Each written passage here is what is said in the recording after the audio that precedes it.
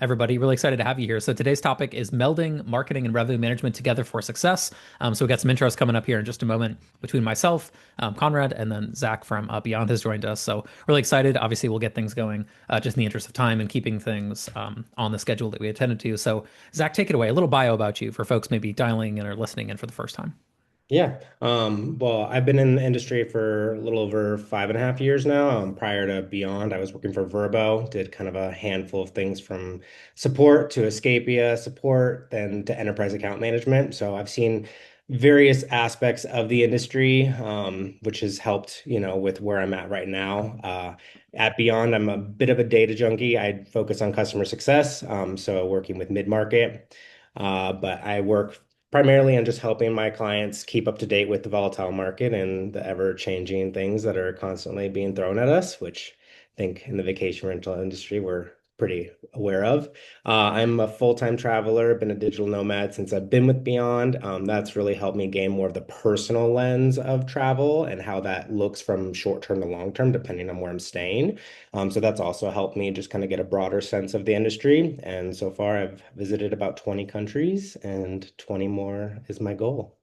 Nice. Well, that's I think it's always interesting when you have that perspective of being a traveler yourself, and then I mean, we've talked about this on some of our planning call, where it's you have the perspective of like, okay, every once in a while I'm turning the table on this, and I'm seeing what it's like to actually go book the travel, and how do I behave? What is my behavior? What do I look for when you're going and spending your hard-earned money, on actually booking something? I think that's a really interesting perspective. So, there's some folks on the build-up team as well that I think have that same background where they travel or they have traveled a lot in the past, and I think it's good to kind of ask them what do you like about this listing, or what makes you want to drive towards clicking and booking on something, which I think is really interesting. So yeah, thanks Zach for the context background there. The angle I think we went down here is like some folks came from the Beyond list and they're promoting, and coming in from that world. Maybe they haven't heard of us and vice versa. So excited to get going there. So for those that maybe came from Beyond world and not from my email list, hello, my name is Conrad O'Connell. I'm the founder of BuildUp Bookings. We're a digital marketing agency that specifically works with vacation rental managers on search, social, and email marketing. The goal is always to get more traffic and get more direct bookings. We help our clients do just that. About 2 years ago now, I worked on a book called Mastering Vacational Marketing that is out. You can purchase that wherever amazing books are sold, which is in this case is Amazon.com. It tells you everything you need to know about kind of our marketing philosophies and how to get more direct reservations. I can now say 9+ years working with vacation rental managers. Maybe in a little bit, I'll be able to say 10+ years, close to that, but not quite yet.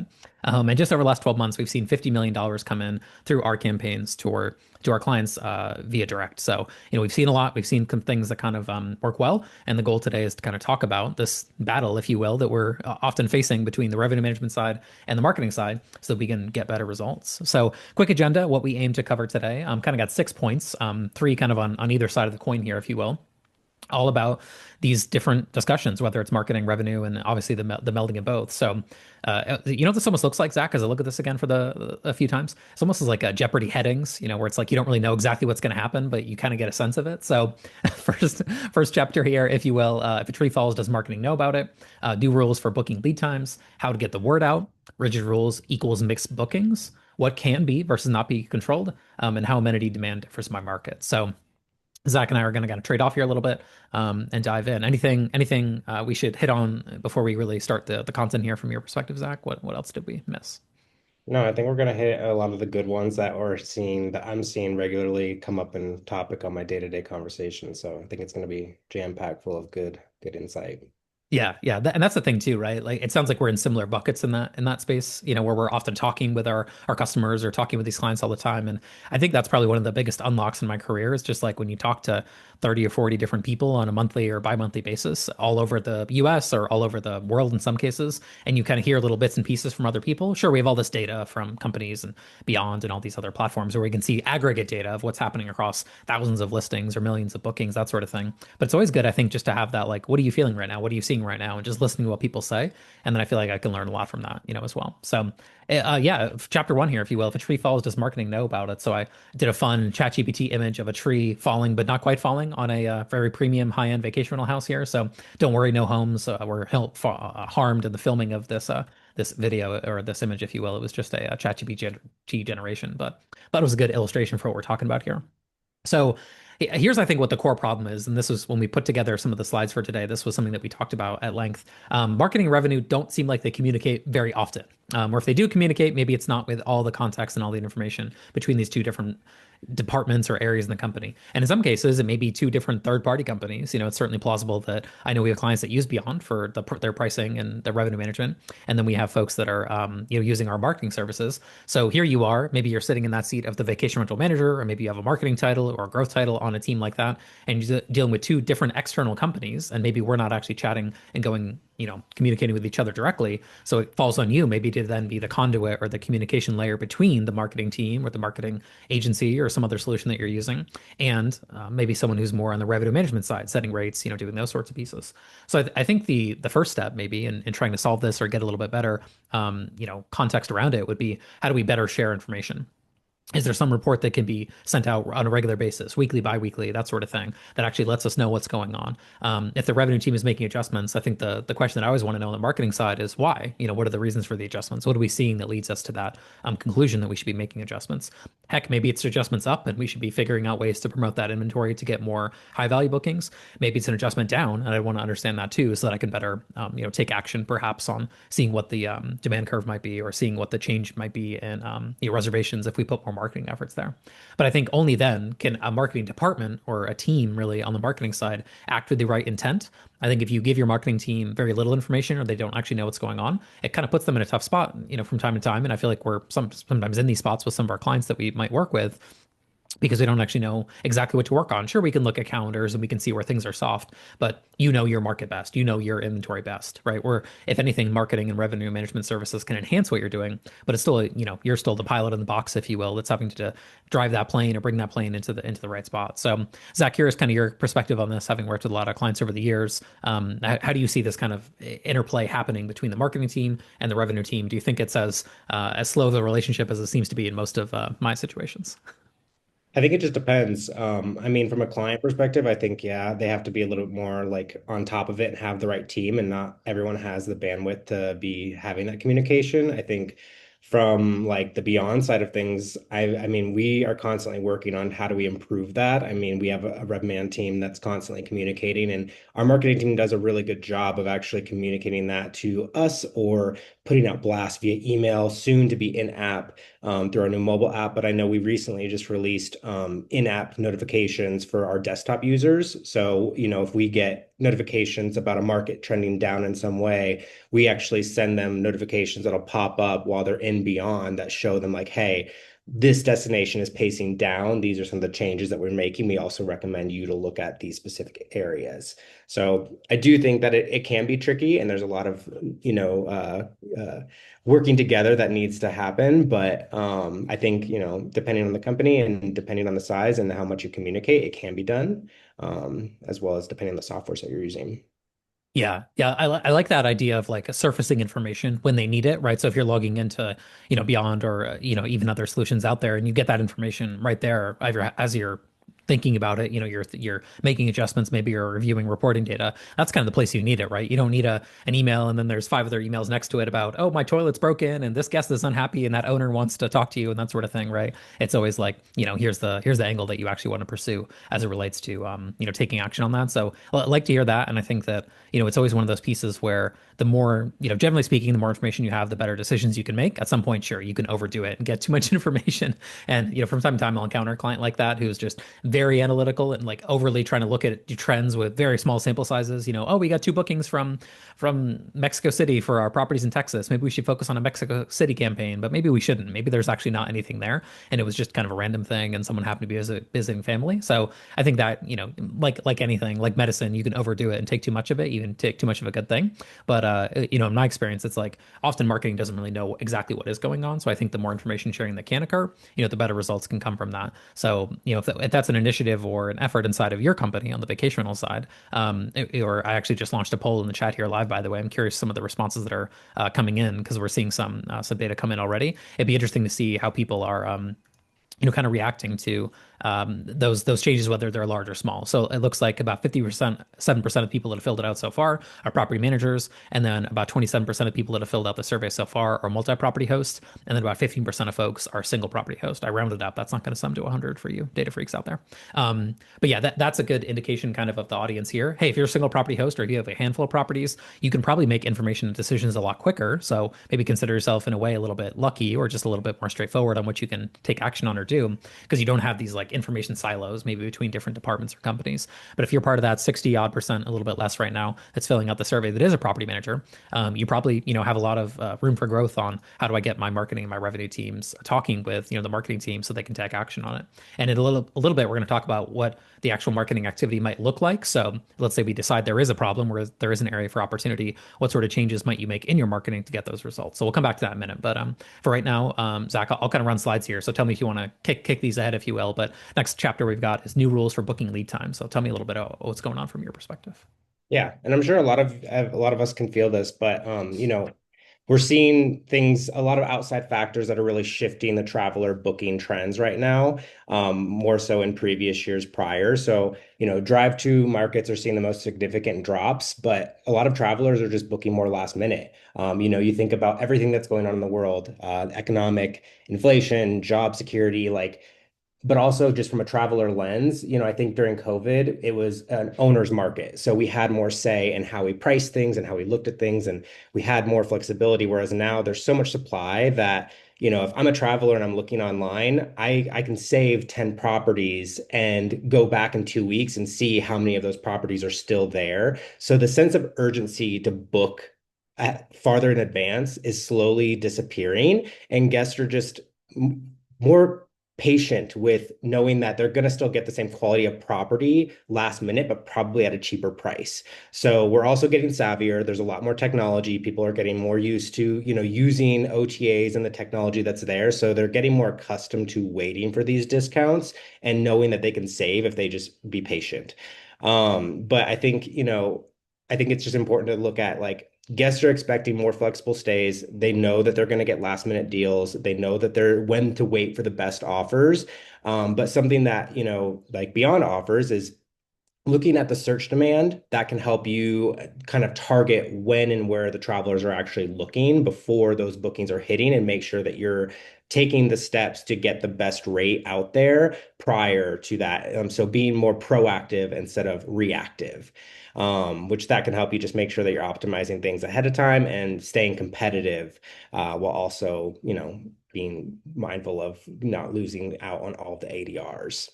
Yeah, yeah. And I know in our planning session too, we had talked about this kind of trend of like we've trained the guest wrong now. So it's like it's a little bit of a challenge almost to kind of pivot back out of this. And during peak demand years, maybe a few years ago now at this point, when we go back and hop in our time machine and go back to 22 or 23, the guests knew they had to book because if they waited, there'd be nothing left, or certainly there'd be nothing of quality left. Now I think the trouble is because we saw maybe in many markets, not every market I know this is the case, but in many markets, more supply, and even in some cases, more good supply. And then we saw a decrease in demand. It's like, well, I'll wait, I'll find something. We've kind of created that laissez-faire attitude amongst the guest, and then we get a little itchy, on the marketing revenue side of like, I don't see enough bookings. Let me go and slash rates. Maybe that'll do the trick, and then we end up in that spot. So it's going to take a while for us to pivot back out of this. Do you agree with that, Zach, as far as like behavior of the traveler a little bit? I think so, yeah. And that's something I talk to my clients about too, is like how do you change and shift an entire industry?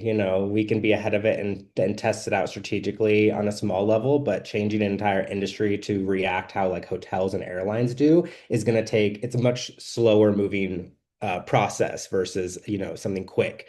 But I think that it is possible, and I think that, we do have say in it. So it'll be curious to see how things shift over the next 5 to 10 years. Yeah. Yeah, it's hard to know. I think the one comparison point that we had discussed as well is this idea of like airline bookings. And it seems like the behavior patterns, for at least for me, I can speak personally, again, going back to that experience that we have of booking our own travel and how that relates maybe to what the customer is seeing as well. Most of the time, I think I'll never book a plane ticket last minute. I feel like that's very risky because maybe I'm not going to get the flight I want. It's going to be a different time. It feels like there's more of this like finite resource of it. And it feels like when you go look, like the prices are usually very high for booking last minute. So it seems like that sweet spot for most travel is like on the airline side, it's that 40 to maybe 90-day window is when people tend to book airline tickets. And that seems to be when like the demand curves kind of balance out. And I said, even my own behavior, if I'm booking a flight last minute, it's probably through desperation or I need to get somewhere. And maybe they know that. And that's why they're raising prices. So a little bit opposite what we tend to do on the vacation rental side where we tend to, for the most part, lower prices more last minute. I do have one client. I'm curious your reaction to this, Zach, and maybe there's some information you've worked on previously to this effect. In some markets, I have a client who does what he calls last man standing. So he leaves the rate very high, almost like the airline. And he's like, I know it'll book this weekend. I just got to wait. Someone will make that decision. I'll be the last property here. It's in a very heavily regulated market. So that's probably why he can do this. But any thoughts on that strategy as like when you have the inventory that's very high demand, you can keep rates higher longer, waiting for that ideal guest? I think it all depends on your inventory and what you're Yeah. offering. And that's something that we talk about too with, my clients is like, is your inventory something that is desirable? Is it up to date? I think that there's a very big difference between, having something that is accessible everywhere on the market versus having something that is a hot commodity that you've put in the time, you've added, the extra things, you're paying attention to what's relevant right now to travelers. So I think, you do have a little bit of flexibility. And I have one client that we've actually been testing that out, knowing that they're in a drive-to market, Myrtle Beach. And so they're getting such last minute demand that we've actually added an increase within the final 4 days because, he's been seeing that and he's still picking up those bookings within that short period at a slightly higher ADR instead of doing the extra discount that I've done in a lot of other markets. But he has some of that inventory that is a little bit more desirable. But even some that aren't, we find are still booking. So I think it really just depends on where you're at, and the desirability of the location as well. Yeah, the angle that we've talked about in the podcast before is this idea of a specialty versus a unique property. And the more unique a property is, the more you have that kind of pricing power, right? Where you can, put your chest out there and say, this is what I've got. I know people want it. And, I'm going to position my properties as such, and people are going to pay those rates for it. The more commodity a property is, or, the lack of uniqueness that it might have leads you down to, well, I've got a condo, but guess what? There's, you mentioned the Myrtle Beach market where I'm based, or North Myrtle Beach. There is, I did this one time. I looked in one of the data platforms and there's like 36,000, I think something like that, condo, listings here. So it's like maybe you got a good condo, but guess what? There's 35,999 other condos that people could potentially choose to book. So yeah, knowing your inventory, I think really well and how people behave is obviously quite valuable. So you pulled some data here for us, Zach, on different markets and kind of these windows and the lead times. So this is anecdotally what I hear people say all the time. Hey, the booking window is collapsing. This data seems to kind of back that up from this perspective. Yeah.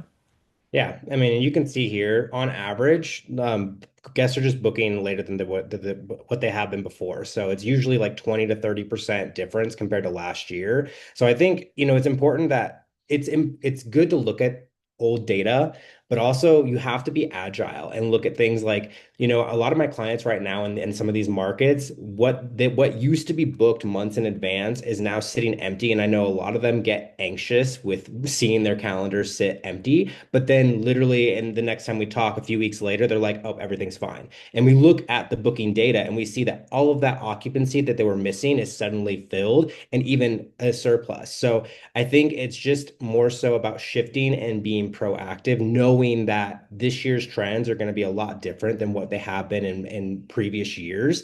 But utilizing something like and beyond with their search power data, that gives you the insight into how far out they're looking, how much traffic you're getting. So I think it's utilizing the data and anticipating that demand.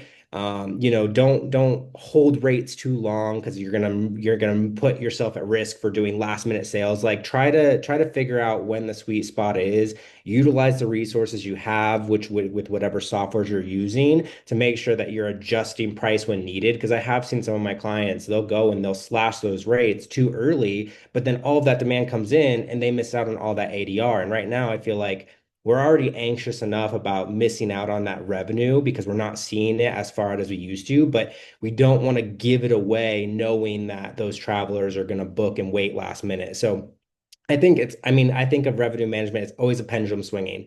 You're always having to just pay attention to your occupancy rates, the lead times, stay length. All of those things are going to make an impact on whether or not you have a successful season. So just paying attention to all of these things. And I think using marketing and promotions should also be timed to hit those guests at that sweet spot, not just when they're typically booking, but utilizing, like, if you see that the demand coming in for a date and it's outside of your normal booking range, like, use your marketing to target that specific area to get them booked preemptively. So yeah, just keeping up with the tools, using the real time market trends, and paying attention to new guest behaviors and not sticking to some of those old concepts and business ideas that we've held on to, because the market's shifting and travelers know it, and they don't care what your old rules are. They're playing by their own rules now.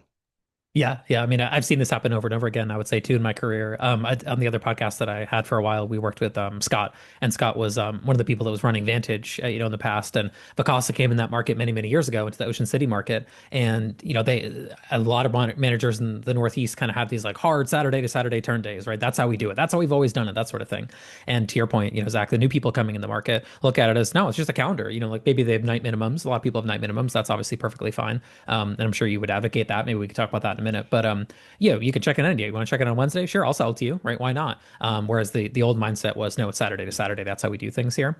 And some of these legacy managers that probably had this mindset of, no, we're doing Saturday to Saturday, kind of had to pivot back out and say, yeah, we were right. Like the new, kind of fresh companies coming in had a more open perspective to it, and it led to a lot more demand, and they filled in a lot more calendars. And now some of those you don't see that as much nearly, I would say, as much today as you have in the past. But it's a good example to your point of like sticking to how you've always done it may not actually be the right approach. So let me pivot out a little bit here. So I think this actually dovetails nicely into kind of that last block that you went through, Zach, relating to once you know the data, once you know what people are looking for, then it's really about getting the word out, right? Then at this point, it's how do I make sure that people actually know that I'm offering these properties. Here's the deal, here's the promotion, here's the special I've got going right now, or just awareness. If it's posting information in your email newsletter about events or activities or other pieces, going down in that particular area, you want to time that if you can, more ideally to when people are actually searching. So for right now, people are not necessarily booking for, next summer. If that's a very small percentage of people that are booking really far in advance, don't have your messaging be about book now and get this amazing rate for a year from now. But in some markets, we have a client that is focused on that right now. They're actually getting bookings from people that are departing, and they're offering them very similar rates, if in some cases better rates, to book for the next year, and they're getting a good amount of reservations from that. So again, back like we've kind of been parroting this whole time, know your market, know your rates. When you look at averages over a whole, set of inventory, you can sometimes not really see exactly what's going on. Your inventory, your market, your properties may be a little bit different. But one thing I want to hit on the marketing side is that really only a fraction, let's call it 2 to 10%, probably somewhere in that range, of people in your past guest list that you're marketing to are actually in the market to book a vacation rental. So when you're sending out an email, and let's just make it a round number and make it simple, you're sending out to 1,000 past guests, there's probably only, 100 of them that are actually even considering booking a vacation rental anywhere, never mind your specific destination. And then even within your destination, never mind your exact inventory, right? So I think that is the battle a little bit with some folks on the marketing side, is they send out an email and they kind of think that the floodgates are going to open. They're going to get all these people coming in ready to book. But the truth is that's just not really how behavior works. Like we don't get an email and then often think, I'm inspired to go make this reservation right now. If anything, it's more of kind of like a top, or let's call it like maybe a middle funnel type of touch to, to a potential guest, where it's like, hey, yeah, I have thought about going before. Oh, you do have new homes. Oh, that's interesting. And that might be a dinner table conversation. It might be a text sent from a husband to a wife, or someone to a group that has traveled there before, friends, family, that sort of thing. So I think isolating all your metrics to only looking at the last click that someone makes before you make a booking, you're going to miss out, I think, and many of our clients sometimes don't understand this very well, of all this activity that happens before the booking is made. And it's often all this research data. It's often people looking at property pages, putting in dates, not actually booking, but looking in those dates. So when you're doing marketing, just realize that like a lot of people seeing your marketing, seeing your advertising, seeing your email are not actually folks that are looking to book today. Some of them are. The downside is that you don't exactly know who those people are necessarily when you're sending the email. If we did, that'd be amazing. That'd be a little bit more straightforward to figure out the marketing angle. But of course, we don't always know that. So with that vein in mind, I think the goal with any sort of promotion, or if you do have good data on exactly what the demand curve is right now and you want more bookings for that time period, trying to hit as many channels as possible on the direct marketing angle is probably the way to go, right? So if you only do an email and nothing else, you're probably going to get pretty mediocre results. If you do an email and then you put a banner on the top of the website that indicates what the special or the specific offer is, and then we also send out social media posts, and then we also take those social media posts and promote them through paid advertising. If we do all those things together, we're going to see a significant significantly better, result from it. Because what's also going to happen, by the way, is people are going to see it in multiple channels. So maybe they got the email, they might have skimmed it or looked at it, maybe they opened it, maybe they didn't, and then they go later on, they're after work and they're scrolling on Instagram, then they see that promotional special again. Maybe they click through the website at that point, then they see the special or promotion on the banner on the website, and it's like I'm just hitting them in every different way possible, to get their awareness about what I'm offering. And I think that again, a lot of people might try one thing, or what I see is very common, unfortunately, is it's kind of disjointed. Like the offers on the website don't always match what's in the email. Again, maybe different teams doing it, or we're just not making this very cohesive, and the results aren't really as good, and you might find less success there on that side of things. So last point I had here, I think I mentioned this earlier, but offers and I think any sort of rate cutting is a bit like medicine. You might need it from time to time, back to the data point from that Zach shared a few minutes ago. But you want to use it carefully in reasonable doses, right? We don't want to take a whole bottle of Tylenol. That's not great for our business. So I think if you have to be constantly putting out offers that are always steep discounts, or they're always giving away free nights or these types of things, and that's the only way you can get a booking, there's probably more fundamental issue on pricing, on quality, on inventory that you need to address first, because it should be like our regular everyday website experience should be one that should drive bookings. But there's always times and periods where we see softness, we see activity we want to improve or enhance, and that's where offers can make a big difference. That's where you can explore on the direct booking angle, doing things like percentage off discounts. We have a lot of clients that do small fixed dollar discounts. We actually find in some of our testing that those tend to perform a little bit better, generally speaking, than only percentage-based discounts. We also have done a lot of offers this year around free nights. Free nights can be a pretty compelling offer on any sort of direct marketing, because people value them a lot more than what they actually cost, and it gives people that peace of mind. And you're often giving away something that in many markets is not very high demand anyways, right? So if you're giving away, let's say your Monday or Tuesday night that is booked 20-30% of the time anyways, what are you actually giving up in order to get that booking? Probably not much. Probably a night you would have sold anyways. And you can then use that in your promotion and marketing and get more value out of it. So I know, Zach, this isn't the world that you live in as much, but any thoughts here on kind of some of the angles on getting the word out once you do have these offers and promotions that you're looking to explore on the direct booking side? I mean, I think getting it out to as many channels as possible is always kind of the direction I was. Even when I was working for Verbo, we were realistic in that we're just one aspect of your business. So I think the wider you spread how much you're hitting, the more different types of travelers you're going to hit. Because everyone is going to be shopping differently, but also people are smart, they're comparing. So yeah, I think just hitting as much as you can is going to be the best for your value, because you're going to be reaching and expanding your audience. And that's important when there's a lot of people shopping and they're shopping different ways, depending on where they're looking. Yeah. And the higher end the property, I've noticed too, the more costly that trip is going to be, the more research that will occur. What I've also noticed in some of our data that we've collected on guest booking versus guest paying, which is a pretty interesting one. We have a lot of data too with some of our clients that indicates that the person researching is not the person that actually makes the reservation. So it might be a very common family dynamic that like the daughter might research, but then the father might actually make the booking for a family getaway. So you got to be careful in some of your advertising and marketing. And we've had to talk some clients out of this, of not excluding, let's say in Google ads or Facebook ads, you could actually exclude anyone under the age of 25. And in some cases, a client may say, well, I don't host anyone under 25. And I say, I hear you. I see where you're coming from. But we might want to be careful about that, because we might be accidentally chopping out people who are seeing those ads, who are the researchers, not the actual bookers. And then it's at that last moment of conversion that the daughter, let's say, of a family goes, okay, I found the perfect place for us. Fits the budget, fits the location, fits the price, all this kind of stuff that we're after. Hey, dad, go here and book it, and sends the link, over to dad. And then he's the one that pulls out the credit card and makes that reservation. And that's just an example. It could be whatever, different family dynamics. But, we have seen that in different data that we've collected before. And when we look at inquiry, information versus booking information, we'll see that occur regularly too. So person A asks the questions, person B is the one actually booking. We've seen the dynamic before where it's like a daughter and then the grandmother or the grandfather is the one actually making the reservation for a large family property. So just be aware of that. It's not anything that maybe you need to massively change your approach if you're doing a lot of targeted marketing on Google and Meta to get the word out. But if you're doing retargeting, just be aware that you may accidentally be shooting yourself in the foot if you go and start excluding 18, 19, 20, 21, 24-year-olds from your audience targeting, because you may actually accidentally kill out the person who is doing the research for that marketing. So so many different marketing channels that you can leverage. Obviously, I've kind of hit on a few. Obviously, the idea of putting a website banner on, having a specials page on the website, doing social posts on Facebook and Instagram. That's kind of where we have the overwhelming majority of our success. You can do paid search marketing on Google. That's again where we see the overwhelming majority of our success.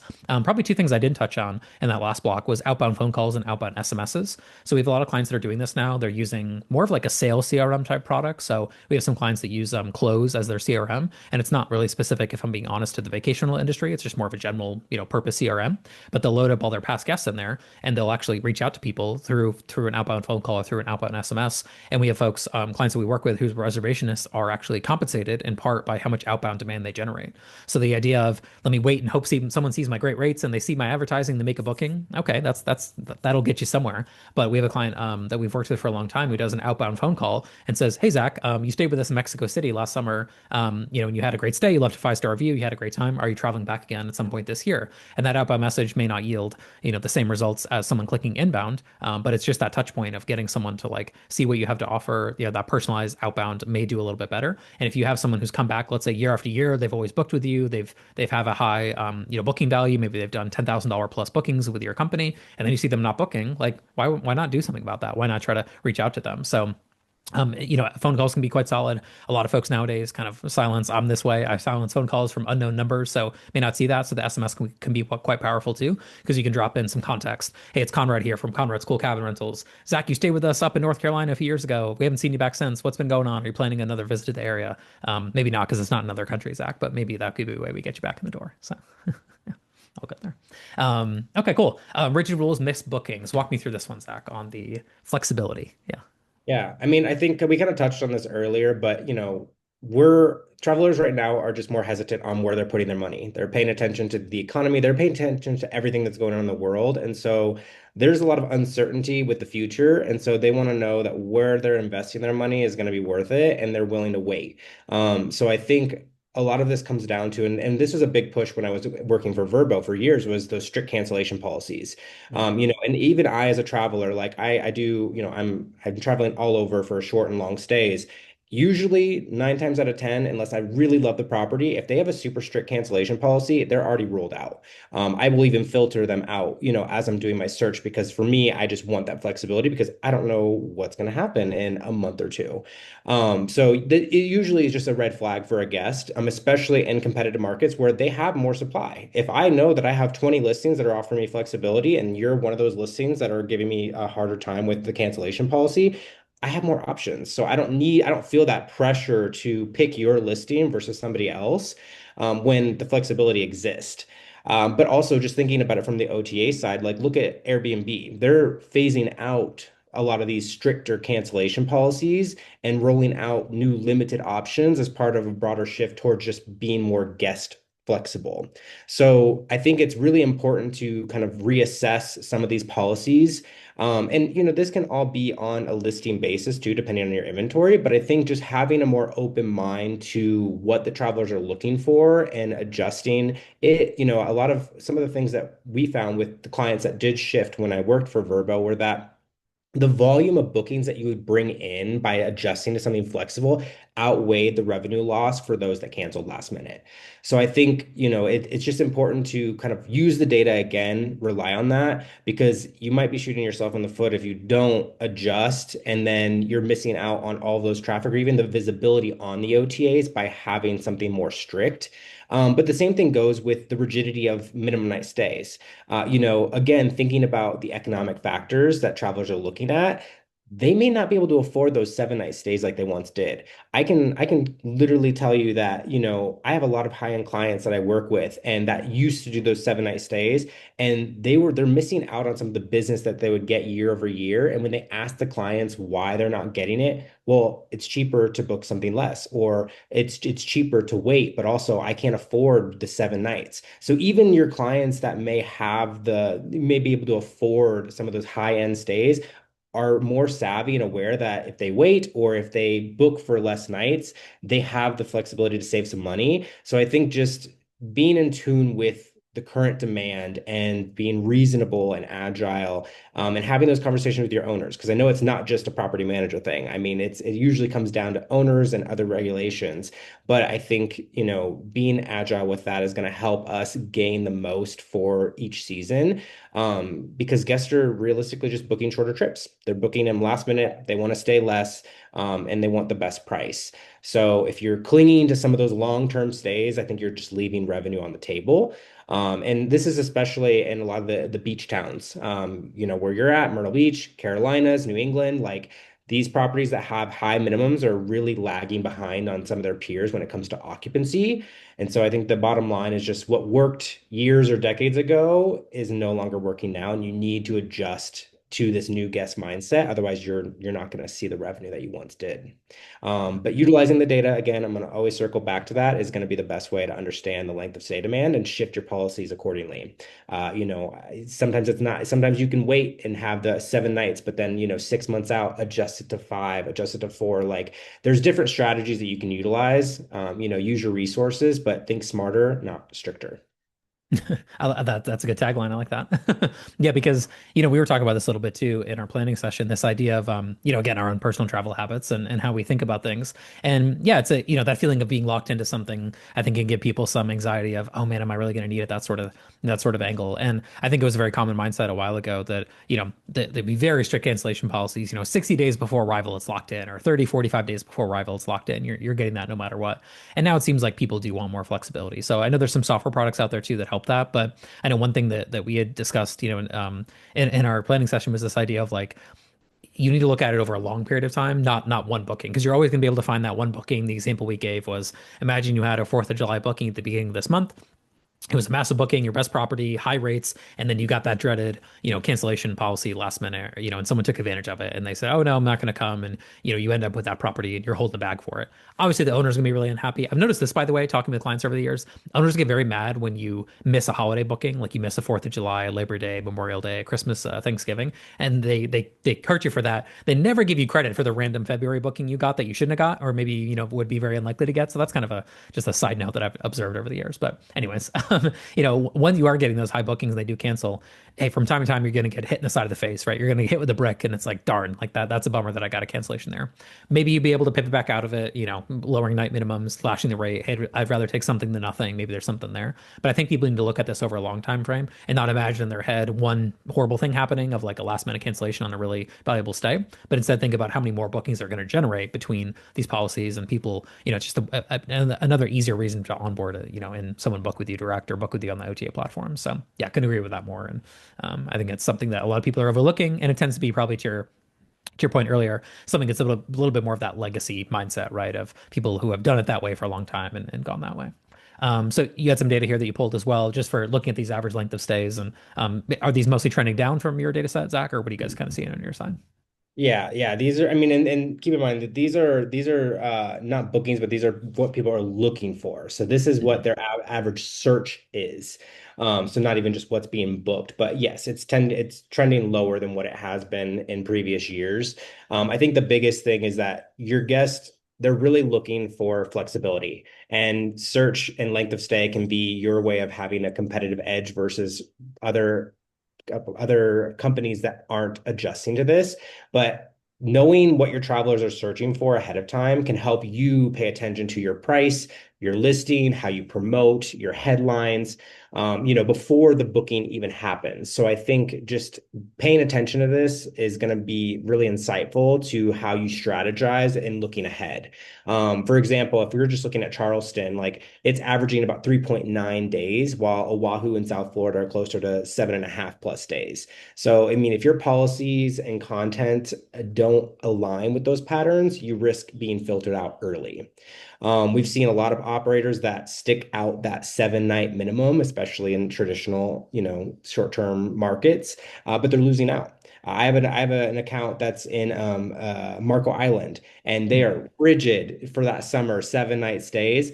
But earlier last year, we looked at the data and we found that it was roughly between 3 to 5 nights that they were actually booking more so in the summer. So this year, they've actually pivoted their strategy and are adjusting that minimum nights to allow some of those shorter stays. And every call that I get on with them, Zach, we're getting more bookings. We're occupied more. We're getting more longer stays. And we can look at it and see how many more 4 or 5 nights that they're getting, but it's filling their calendar way more than what they had been before. And so I think it just goes to test like, just don't stick. You have to have the conversation with the owners. You have to be agile. You have to be flexible, and test it out. If you're weary or whatever, like I'm always for testing out a subset of properties, especially ones that are underperforming. But figure out what works best for you. Test out adjusting it based on lead time.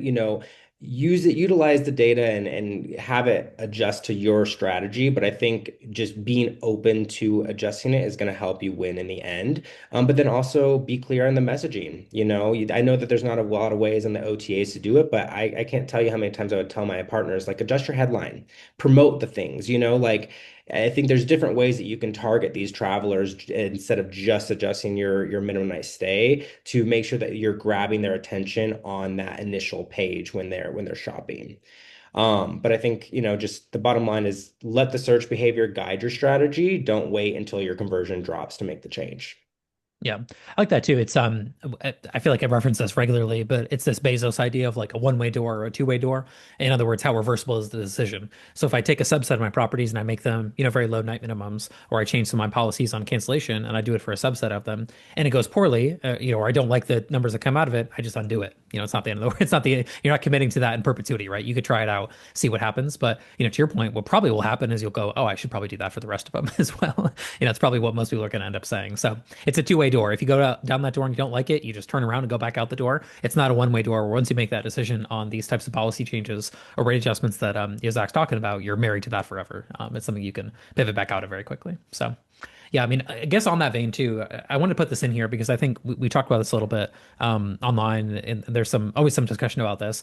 I think there's a lot of elements that are within your control and a lot of elements that are outside your control. And I think generally speaking, too many people worry about things that are outside their control, right? Like there's nothing you can do about the tariffs unless you happen to be the president of the United States. And I don't think that he's attending this call or watching later. Nothing you can do about that. Nothing you can do in most situations about the laws that are in your short-term rental market. Now, obviously, I think you should get involved and, have a voice at the table as they maybe make future changes. But if you're in a market where there's 1,000 permits, that's all there is. That's probably be very time consuming and slow to change that. So not much you can do about it.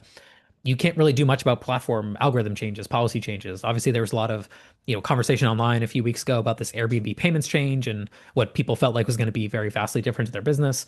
That's a bummer if it's going to impact you in the future. I think those changes start in August or October, excuse me, but there's nothing you can do about it. So I wouldn't really, there's no point in stressing about it, right? Weather, seasonal fluctuations. I had a client several years ago that lost their entire season to red tide. Like there was just red tide on the beach. This was pre-COVID, and they just basically lost their whole season. Huge bummer. Nothing we can do to get someone to come to a beach that is very ugly and doesn't smell good, right? Competition, market saturation, all things for the most part outside your control. And there's so many things in your control that I think you spent your time, effort, energy on those. The condition of the property, the maintenance of the property, the design of the property, the photographs of the property, the listing site descriptions, like Zach just mentioned a few minutes ago. Those are all things 100% in your control that are going to have a lot more impact probably in like what you're doing in the market, and be able to get better results. Pricing strategy, obviously you can work with a great company like Beyond to help you set better rates, get better revenue from your listings. Your guest experience and service. Do you have good enough reviews to actually justify the rates that you're trying to charge? If you're a 4.65, 4.75 average type company, and I see a bunch of other listings on the page that are 4.95, 4.99, it's kind of hard to choose you unless you're, for some reason, maybe have some unique attribute that the other companies don't have. But people are certainly looking at that.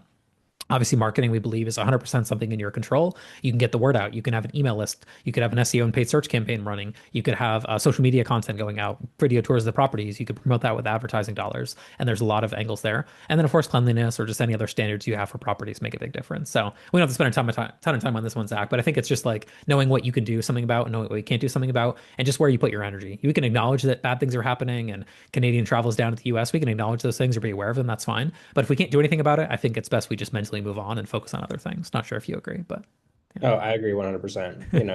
You can there's only so much you could do and there's no point in dwelling on it. You just have to focus on what can you do right now and how do you pivot. And I feel like we're in the vacation rental industry. That's part of our life is pivoting. Like nothing has been consistent since COVID. I don't know prior to that, but I imagine it's been the same. So I think just having and being aware and adjustable is going to be the best solution to being successful. Yes, very, very Darwinism, right? Like the creature that adapts to change the best is obviously going to see some improvements there. So let's talk amenities. Talk to me a little bit about kind of what you guys see in the data as far as amenities and how this kind of changed demand and priorities, or what folks are looking to book as well. Yeah. I mean, I think travelers are just being more thoughtful. There's so many factors, climate, comfort, convenience. I can't tell you, I've been doing this a lot and I travel international a lot, but there's been plenty of whoopsies that I've made where I go and book an Airbnb and I think, oh, everything looks good. I get there and then the kitchen is empty, or there's not enough supplies to cook, or and then so what do? I reach out to the owner, but then I end up going and buying those myself. And it's just extremely inconvenient to have to do those types of things. So I think I mean, and now looking at, like social media and what social media has done to guest expectations, like travelers are willing to spend more if their amenities, the locations, everything is meeting their expectations. It's not, if you're not investing regularly in your property, and I know a lot of this comes down to the owner, but it's ultimately just going to make you miss out. There are so many ways that we can see how other travelers are experiencing things, and that creates that desire and that urge. But so I think just remaining relevant is really important. And nearly 50% of travelers will even change their dates due to like extreme heat. So, are you adapting to your amenities based on the seasonality of your place? Has the climate shifted versus previous years that make you need an AC or make you need a fan or some of these things that keep people comfortable and make them want to enjoy their stay? So, don't treat amenities like a static checklist. Think about where travel is going and think about your own comfort when it comes to traveling. So that way you can meet your needs and be adaptable to things that are adjusting. But, it's like Instagram and social media has really shifted things. Travelers see the things that they want that others are experiencing. Don't miss out on that, and being relevant and making those small, unique, up-to-date upgrades that can really sell you apart from your competition. Because I think those things now, especially in the digital age, are really going to make you stand out versus someone that hasn't. It's not just about furniture, it's about technology, it's about how you decorate, art, the paint colors. I think just doing those things that make you stand out are going to make you a lot more noticeable from an OTA side. But also, like we were talking about earlier, it's not always, the mom and dad that are shopping. It's the youth too. So I think just how do you remain relevant to a wide audience? And so adding some of these things can really help keep you up to date on a lot of that. Yeah, yeah. I like what you said there about this idea of I think a lot of people do that, excuse me, where it's like the amenities when they build the property or when they take on the property in their program and they, like you said, try to go down a checklist and say, okay, I got this, I got this, I got this, I got this. But yeah, going back and maybe reviewing that from time to time, I think is really valuable. Had a conversation yesterday with someone who was adding saunas in the pool. I mean, there's this like health trend nowadays. It seems like the health trend is like get cold and then get hot. Personally, I don't like the cold stuff, so that's not really my flavor. But hey, if you go do a cold plunge, that's going to attract maybe a certain health focused person into that property who wants to sit in ice for some reason. Again, I don't understand that at all. Maybe there's some benefit I'm missing out on. I prefer to be, a little bit more hot. So for me, a hot tub would be a more desirable amenity. But yeah, that's just me. Obviously, every guest has their own, demand and desire of what they're after. So, evolving with it and changing with it makes a lot of sense there. One quick story on that, Zach, and maybe a story around, things kind of peaking and then falling. During COVID, it seemed like Peloton, the company, was just on fire, right? You saw Pelotons everywhere and there was kind of a lot of demand for that. Maybe in some states or situations, gyms were shut down. You couldn't actually go to a gym to work out anymore. So I'll work at home with a Peloton. And I had clients who are putting that in their listing descriptions. Hey, we've got a Peloton. We added it to the property. It seems like that demand has kind of fizzled a little bit. So some of these things are trends and fads and they might die out. But, I have clients who said, oh yeah, I got a booking to this, $500 a night property because we had a Peloton sitting there. And the person was like, oh great, I can't miss my Peloton workout. I'm so glad that there's one there. So I can keep doing my workouts and whatever, keep my streak going or whatever the case may be. So yeah, some of these things come and go, but that's one that came to mind as an example. Yeah. Yeah, and then, just kind of looking at like standard amenities are just table stakes. So don't miss out on them. Like I think it's like important, like you said, like keep the checklist, but update the checklist. But then also adding the differentiators can really make you stand out. In both, they're going to help you drive occupancy, but also higher price. If you're adding and investing in these things, it's ultimately making you stand out versus your competition, and you should be able to get some higher dollar value from that. So, I know that conversation is difficult with owners, but make sure that they understand that there is a return of investment for this. So highlight those unique amenities as well. Utilize your titles. Make sure that there's pictures. Don't miss out on that selling opportunity to have that. Marketing is important with this. So if you're investing in that, make sure that it's advertised. Make sure you're updating your listings. And then standout amenities like pet friendliness, eco-friendly upgrades. These aren't just nice to have things. Like these are becoming essentials. These are things that people are openly looking for all the time. And this can ultimately open up new demand. There's filters for these things. So, again, you can miss out on visibility by not having them. And then just a little tip from our travel survey is that 31% of the travelers are actually seeking sustainable travel options. I like to think of it as like when I book a hotel, those things stand out to me. But it also is coming back into the vacation rental industry as well. And we touched on this when I worked for the Verbo side of things. So it hasn't gone away, but travelers are just more conscious. They want to know where things are going and are you eco-friendly and are you paying attention to these things too? So make sure that if you are already doing these things, advertise them in your listing. And you can consider adding like local specific items. Like if you're in San Diego, add a beach towel, snow gear in Tahoe, like things that are relevant for the traveler that make it easier for them and less likely that they have to pack things.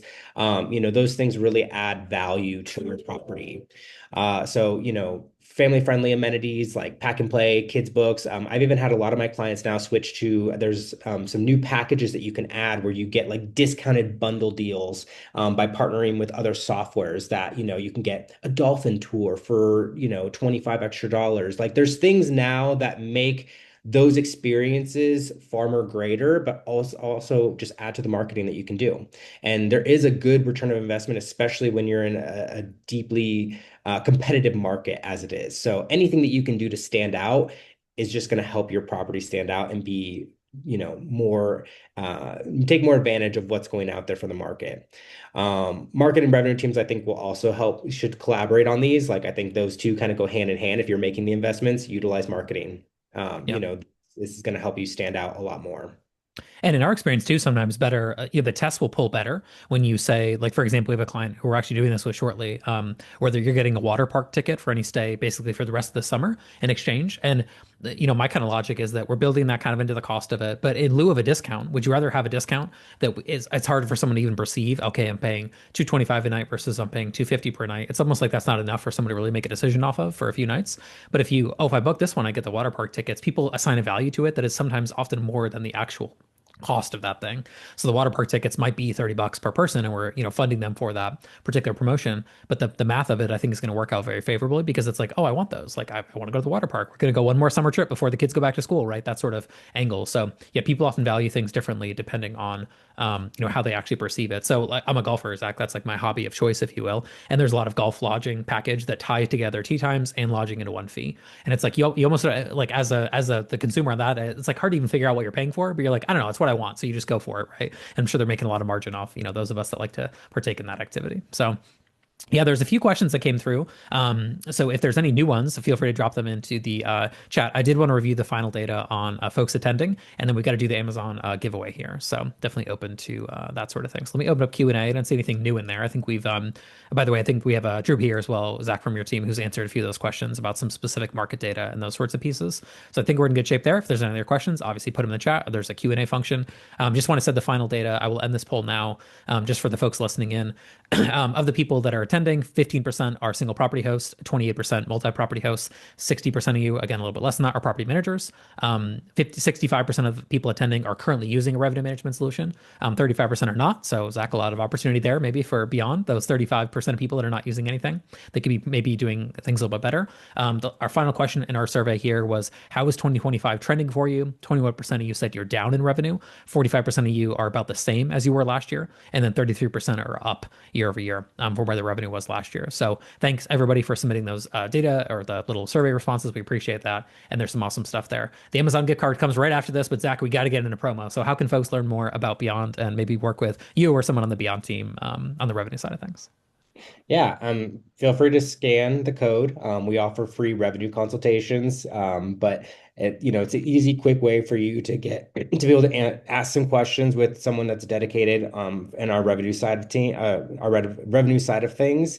But we're happy to help answer any questions about the product, about just your market, anything that you might have that's niche to your specific area. Essentially, we're here to help you out in any way that we can. Yeah. Like that. So there was, oh, sorry, let me go back one. I'm gonna leave this slide up on the screen, but there's two questions that did come in. One was from Emily. I'm hopefully okay saying me saying your first name here, Emily. The niche is giving away a free rental car to people that book stays of 6 nights in Hawaii in an area where you need a rental car. I want to play with the idea of doing tickets to events or other bonuses, but the team is not sure about it. What do you think? What do you see as the most effective add-in that draw guests to book? I think, Emily, the best thing to do there from a marketing standpoint would be surveying your past guests. So they've already got value from the car rental, but I would maybe go back out and ask them, like what were the activities that you did while you were staying here? Like one thing that just naturally springs to mind, given the Hawaii market, is like, could there be like a snorkeling tour that's tied into it? Maybe that would appeal to a pretty broad audience of folks. They're there for the beach, they're there to enjoy the beauty of Hawaii. Maybe that would be something that would make a lot of sense. But I think you start by asking, your specific guest profile, what they're after. I do know we had another client that we worked with in Hawaii in the past who did like private chef experiences. So that can be a little bit more costly. Maybe you're not including that as part of the rental. Maybe it's an add-on, but maybe you're making it a more affordable add-on if they book during certain periods. So for example, let's say low demand for you is in August. You could say for any August booking, a private chef dinner, at the property is only $250, where typically it would be $600 or something like that. So a lot of things you could do, but I think instead of me just going off the dome, I would say the best thing to do is go back to your past guests that have already booked and ask them, the activities they did while they were there, and go from there. I think Drew, you're on top of it, man. You're every time I'm going through and trying to look at the questions, you're answering them. So thank you for that. But yeah, scan the QR code there. Here's what I'll do. So if you're here live, there's currently about 60 of you here live. This was kind of the thought process I thought to make it fair. I'm going to ask the lovely Siri on my iPhone here for a random number. I'm going to go down the registration list of the people that are here live, and I'm going to just count down and pick a number here. So Siri, pick a random number between 1 and 62. All right, so the answer was 50. So I'm going to go down 50 slots here on the attendee list, and I'm going to pick a random person here. It is Tina Wall, W-A-L. I'm going to send you a chat here, Tina, or Tinu. Sorry, maybe I said that incorrectly. Apologies on that. I'm just going to say, email me, please. Email me with your name here on Zoom and the $100 gift card. So Tinu, you are the gift card winner. Please email me. It's conrad@buildupbookings.com. Just put in the subject line, your Zoom name that you had here in full, and then please put $100 gift card request, and we'll get that sent off to you here when we're done. Zach, any parting thoughts? We got to let folks go. I know we're running up against it here a little bit time-wise. Anything else that we should get in before we let folks go for today? No, just, reach out to us. We're obviously here to help and try to stay on top of things. I know it's crazy. I'm hearing it all the time from my clients, but we got this. I think we've handled worse at different times. So, I think that's the fun part about doing what we do, is that things are always going to be changing. And, as we keep going into the digital age, like it's just going to constantly be upgrading and being, agile with new things that come our way. So the more that we can stay on top of it and utilize data and our outside resources like softwares and technology, it's just going to become our friend. So don't fight it, don't resist it, just welcome it.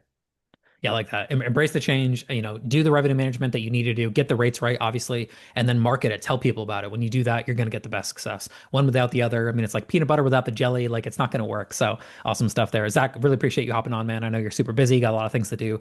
So it's great to have someone from the Beyond team hop on here in the webinar. If you're here live and you want some help on the marketing side, go to buildupbookings.com, click the book a free call option. You'll talk with someone on my team. And if you want some help on the marketing, once you get all the rate stuff settled and in good shape, we'd be happy to assist you as well, particularly if you're a property manager. So thank you for your time and attention. Hope you have an awesome rest of your day, and we'll catch you in the future. Thanks on a future webinar. Thanks so much, everybody. Have an awesome one as well, Zach. Thank you. Comrade.